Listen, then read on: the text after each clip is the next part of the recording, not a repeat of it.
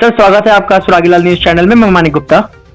धन्यवाद। सर आज जैसे कि हम जानते हैं कि आप प्रदेश के महासचिव भी हैं, हमारे बीच में अनुपम शर्मा जी जुड़े हुए हैं। सर मैं आपसे पूछना चाहूंगा, भारत जोड़ो यात्रा जो अब एक समापन की ओर है और एक जन सैलाब जो लेके भारत जोड़ो यात्रा पूरे देश में निकली, आगामी दिनों में अब क्या रणनीति है? क्योंकि 2023 और 24 का चुनाव भी जो है वो नजदीक आ चुके हैं, क्या रणनीति रहने वाली है?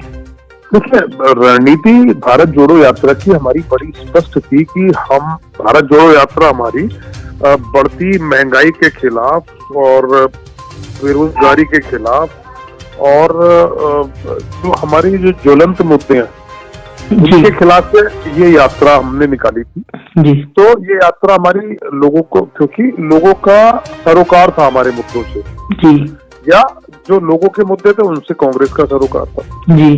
तो राहुल जी की इस यात्रा को अपार समर्थन मिला है और कांग्रेस एक पॉलिटिकल पार्टी है। इस यात्रा के बाद भी हमारी अब जैसे हाथ जोड़ो यात्रा स्टार्ट हुई है, आइडिया है कि हमारा मकसद सिर्फ इलेक्शन में जाना और इलेक्शन जीतना ही नहीं। हमारा मकसद है पार्टी का, तो पार्टी का मकसद है कि फिर लोगों को राहत मिले, महंगाई से राहत मिले, लोगों के घर में खुशहाली आए, उन्हें रोजगार मिले, ये सारे मुद्दे हैं। और जो आपसी भाईचारा जो खत्म हुआ है पिछले दिनों में, वो आपसी भाईचारा कायम है, ये यात्रा का मकसद है। और ये हमारी लड़ाई, बकायदा लड़ाई कह लें, प्रयास कह लें, ये जारी रहे। 2024 बहुत नजदीक आ चुका है और प्रधानमंत्री के जो चुनाव है वो भी नजदीक है। मैं बात करें 2023 में निकाय चुनावों की, कैसी तैयारी है फिर कांग्रेस की इस वर्ष?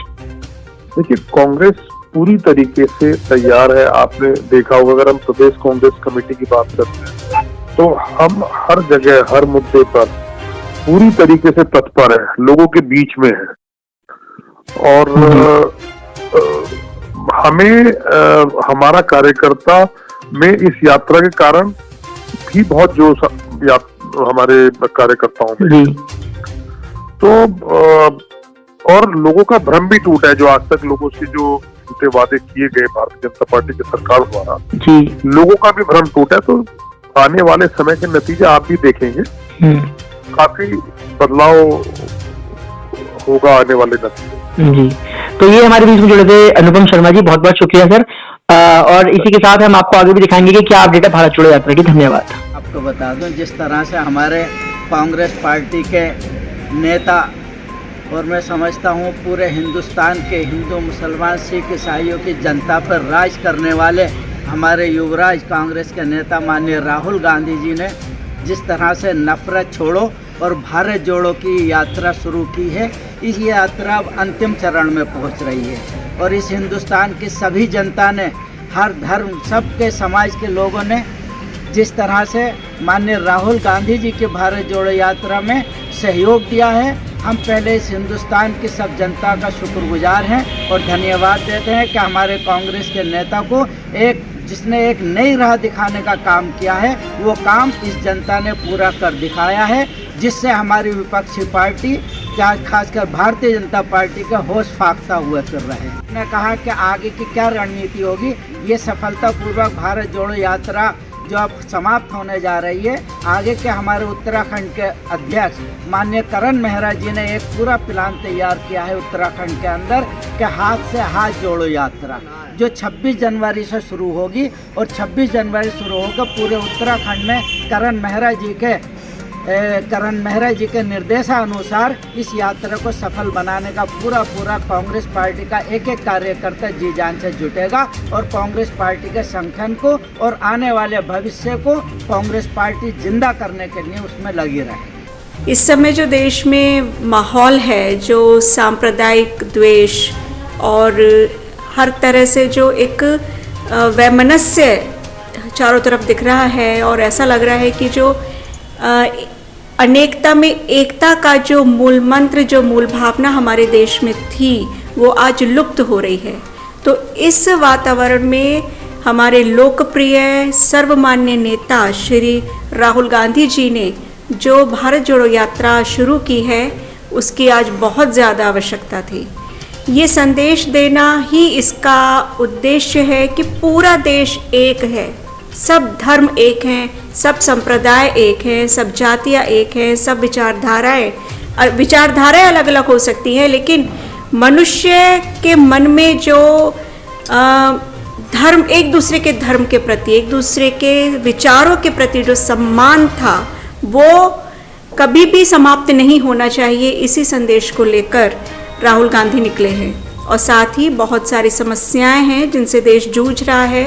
बेरोजगारी है, नौकरियों का अभाव है, महंगाई निरंतर बढ़ रही है। इन सबको एक धार्मिक वैमनस्य को पैदा करके इन सब समस्याओं से जनता का ध्यान भटकाया जा रहा है। तो भारत जोड़ो यात्रा के माध्यम से भारतीय राष्ट्रीय कांग्रेस आज यही संदेश देना चाहती है जनता को कि ऐसा नहीं है कि ये सब चीज़ें आज धर्म, पिछले 60 सालों से भी तो इस देश में सब प्रकार के धर्म थे। सारे राष्ट्रीय और धार्मिक पर्व इतनी ही उल्लास, उमंग, एकता और भाईचारे से मनाए जाते थे।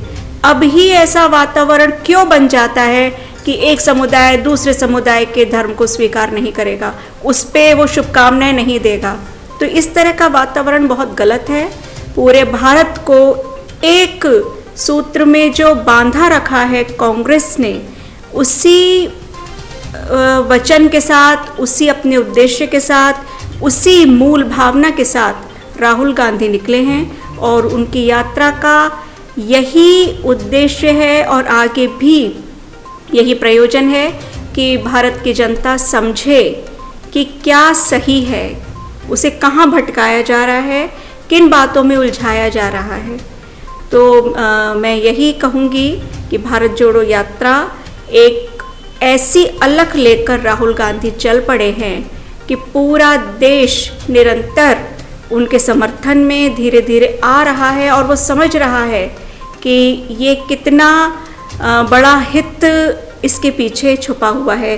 जैसे कि आपने अभी कुछ दिन पहले देखा ही होगा, राम मंदिर के मुख्य पुजारी ने पत्र लिखकर राहुल गांधी की भारत जोड़ो यात्रा की प्रशंसा की है, सराहना की है और उसका समर्थन किया है कि वास्तव में देश के हित में इस यात्रा का बहुत बड़ा योगदान रहेगा। 7 सितंबर 2022 को हमारे अखिल भारतीय राष्ट्रीय कांग्रेस के पूर्व अध्यक्ष श्री राहुल गांधी जी के नेतृत्व में शुरू की गई थी और आज भी ये यात्रा सफलतापूर्वक चल रही है और इस यात्रा ने यूपी में प्रवेश किया है। पूरी यात्रा के दौरान देशवासियों का, अलग अलग सामाजिक संगठनों का और देश की आम जनता की उसमें भागीदारी रही है। उसमें महिलाओं की संख्या बढ़ चढ़ कर रही है, युवाओं की संख्या रही है, उसमें किसानों की संख्या बहुत अधिक रही है। ये इस बात को कहीं ना कहीं दर्शाता है कि लगभग 2014 के बाद हमारे देश में जो माहौल था वो आपसी भाईचारे के लगातार खिलाफ होता जा रहा था। कहीं ना कहीं राजनीति जो थी, धर्म आधारित राजनीति को बहुत बढ़ावा दिया जा रहा था और 2014 के बाद ये भी देखने में आया है कि हमारी लोकतांत्रिक शक्तियों को, लोकतंत्र को कहीं ना कहीं कुचलने का काम भी किया जा रहा है और तमाम सारी एजेंसी ऐसी हैं जिन्हें देख के लगता है कि उनका विकेंद्रीकरण करने की कोशिश की जा रही है। तो इस यात्रा का उद्देश्य यही था कि देश में आपसी प्रेम, भाईचारा, धर्म आधारित राजनीति, समाज का माहौल इस देश का ना हो, जिससे इस देश का भविष्य सुरक्षित रहे।